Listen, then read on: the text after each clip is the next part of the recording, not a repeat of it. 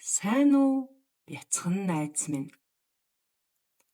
Өнөөдөр шидэт тэврэлтийн тухай ном уншиж өгье. Анант дүүдээ баримлын шавраар зүрх хийж өгөв.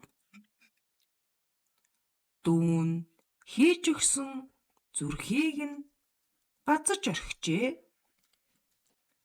Анандын уур нь хурж болсон явдлыг ээждээ хэлтэл. Дүү чинь учир мэдэхгүй жаахан шүү дээ гэд дүүг нь тэврэн үнслээ.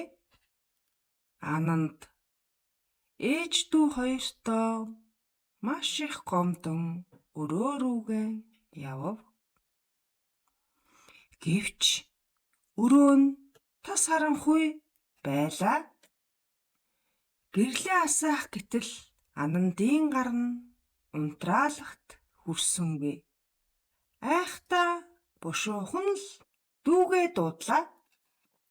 Дүү нь гүйхээрээ хурч ирээд "Би таныг олчихлоо" гэж баясан хэлэв.